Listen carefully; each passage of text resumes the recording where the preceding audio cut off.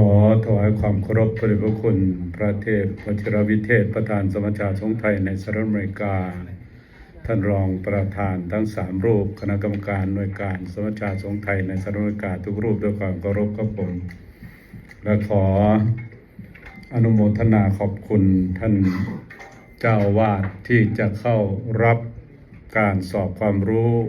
เพื่ออบรมอุปชาในลำดับสืบต่อไปก็ขอแสดงความชื่นชมยินดี ขอให้ทุกท่านได้สอบผ่านการเป็นพระอุปชา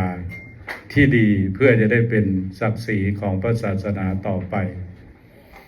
เตรียมตัวให้พร้อมซักซ้อมให้ดีท่าทีต้องสง่าวาจาจึงจะศักดิ์สิทธิ์วาจาพวกท่านจะศักดิ์สิทธิ์นะครับหลังจากที่สอบเป็นพระอุปชฌาย์ไปแล้วเพราะว่า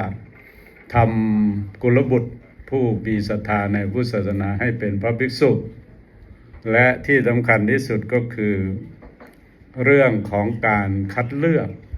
นะครับเลือกบุคคลเข้าสู่พระพุทธศาสนาอันนี้ก็ไม่ใช่ว่าเป็นเรื่องเล็กน้อยเป็นเรื่องใหญ่นะครับเป็นเรื่องใหญ่เลยทีเดียวตั้งแต่สมัยครั้งพุทธกาลมาแล้วในการคัดเลือกบุคคลเข้าสู่พระศาสนาดังนั้นอุปชฌาย์จึงเป็นด่านแรกที่จะคัดกรองบุคคลเข้าสู่พระศาสนาตามธรรมเนียมโบราณก็คือถือเอาผู้มีอายุพรรษาหรือว่ามีอาวุโสในการที่จะบวชให้กุลบุตรผู้มีศรัทธาในพุทธศาสนาแต่ว่าเมื่อมีพระสงฆ์มากขึ้นมีการปกครองในระดับการปกครองต่างๆตั้งแต่เจ้าวาดเจ้าคณะตำบลเจ้าคณะอำเภอเจ้าคณะจังหวัดเจ้าคณะภาคจนถึงเจ้าคณะใหญ่คือเจ้าคณะหนอันนี้เป็นการปกครองของกฎหมายหรือว่าเรียกว่าพระราชบัญญัติคณะสงฆ์ 2505 เป็นต้นมาดังนั้นการฝึกซ้อมอบรมพระอุปชฌาย์นี่ก็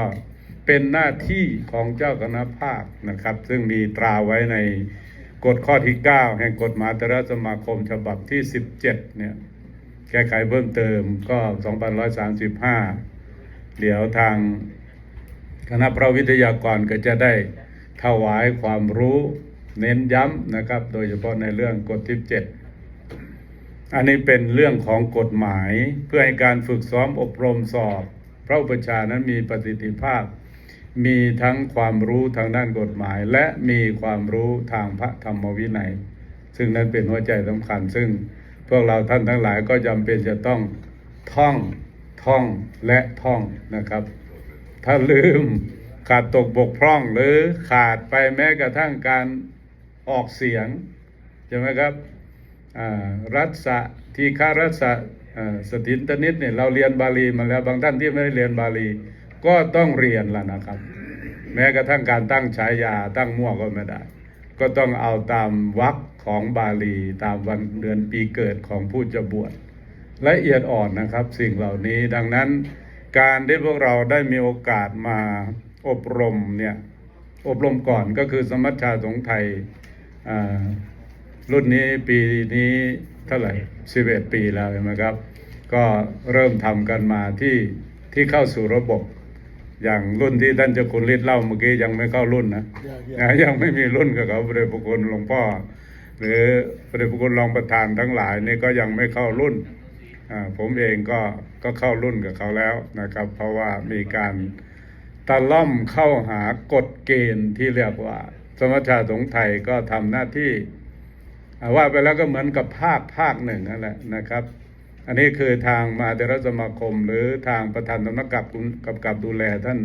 ให้เกียรติประธานองค์กรโดยเฉพาะประธานสมัชชาสงฆ์ไทยตั้งแต่รุ่นพ่อแม่ครูบาอาจารย์ทำมาตั้งแต่หลวงพ่อประเทศพุทธิวิเทศนะครับอดีตประธานวัดพุทธวาสเราก็เริ่มมาแล้วก็ทางมหาเถรสมาคมก็ไว้วางใจว่าให้ทางสมัชชาสงฆ์ไทยเนี่ยจัดการอบรมเตรียมตัวเพื่อที่จะเข้าไปสอบที่วัดสามพระยาใช่ไหมครับแต่ก่อนที่จะเข้าถึงวัดสามพระยาก็ต้องผ่านด่านอีกอย่างน้อย2 ด่าน อันนี้ด่านแรกนะครับด่านที่หนึ่งด่านที่สองก็คงในระดับภาคก็คงเป็นวัดปากน้ำเมื่อก่อนนี้ภาค12เพราะว่าประธานสำนักกำกับดูแลอยู่ภาค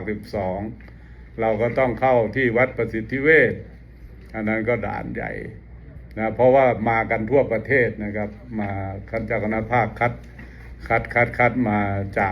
กภาคมาลงในระดับภาคก่อนแล้วก็จึงจะไปชิงในระดับประเทศที่วัดสัมปยาเหมือนการชิงบูจองหวนในหนังจีนเลยนะครับนี่ก็สอบประชา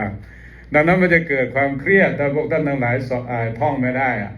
เพราะแต่ละรูปแต่ละองค์เนี่ยท่านฝึกฝนกันมาไม่ใช่น้อยๆนะครับเป็นปีๆแต่ละท่านและก็ภาคคัดมาเนี่ยเสียหน้าเจ้าหน้าภาคไม่ได้นะปีนั้นผมก็ไปเจอที่วัดปากน้ำภาค5หรือภาค4นะครับโอ้โหไปไม่เป็นเลยองค์นั้นแล้วท่านเจ้าคณะภาคดูเลยบอกว่าใครคัดมาในจังหวัดไหนจังหวัดภาคเจ้าคณะภาคก็คือหลวงพ่อประธานสำนักกำกับองค์ปัจจุบันเนี่ยครับเจ้าวาดวัดปากน้ำเนี่ยท่านเล่นงานเจ้าคณะจังหวัดเลยนะครับแล้วก็ไล่ลงตามลำดับเนี่ยเป็นเรื่องใหญ่ดังนั้นเนี่ยเราก็ต้องฝึกกันแบบโอ้โหนะหัวร้อนมากอะดังนั้นจึงไม่อยากให้พวกท่านทั้งหลายเนี่ยกังวลมากก็นี่เราเอามาซ้อมมาฝึกมาคุยกันซักซ้อมให้ดีนะครับเตรียมตัวให้พร้อมซักซ้อมให้ดีท่าทีต้องสง่าดังที่กล่าวนั่นแหละครับก็คือจะได้รับเลือกเป็นอุปชฌาย์สาธิตรุ่นผมก็ได้รับเกียรติได้รับเลือกเป็นอุปชฌาย์สาธิตบวชที่โบสถ์วัดปากน้ำสอบจริงแล้วนะครับอันนั้นคือสอบจริงก่อนจะเข้าสนามจริงแค่สนามภาคนี่ก็โอ้โหเรียกว่าเข้มข้นนะครับเพราะฉะนั้นเราก็ได้มาเตรียมตัวกันนี่ถือว่าดีที่สุดแล้วที่ทางสมัชชาสงฆ์ไทยโดยเฉพาะคณะพระวิทยากรเราก็ผ่านการฝึกอบรมมาอย่างดีมีความรู้และประสบการณ์ที่จะมาถ่ายทอดให้พวกท่านทั้งหลายได้เรียนรู้รับรู้แล้วก็ไปฝึกฝนปฏิบัติเพื่อที่จะเข้าไปสอบชิงบูจองหวนต่อไปในเดือนกุมภาพันธ์นะครับดังนั้นก็ขออนุโมทนาขอบคุณทุกท่านปีนี้เราโชคดีมีหลวงพี่ฝรั่งหลวงพี่ยานิโกก็มาเข้าร่วมในการอบรมเป็นพระอุปชฌาย์ด้วยก็ถือว่าเป็นการยกระดับงานของสมัชชาสงฆ์ไทยในการที่จะเอื้ออำนวยความสะดวกให้กับพระธรรมทูตพระสงฆ์ผู้ปฏิบัติหน้าที่อยู่ในสหรัฐอเมริกาที่จะได้ทำหน้าที่บวชกุลบุตรผู้มีศรัทธาในพุทธศาสนาเข้าสู่พระศาสนาของเราสืบต่อไปก็ขอกราบขอบคุณทุกรูปทุกท่านที่ได้ตั้งใจมาอบรมเป็นว่าที่ผู้ประชาในครั้งนี้ครับผมขอกราบขอบคุณครับสาธุกราบขอบคุณพระเดชคุณ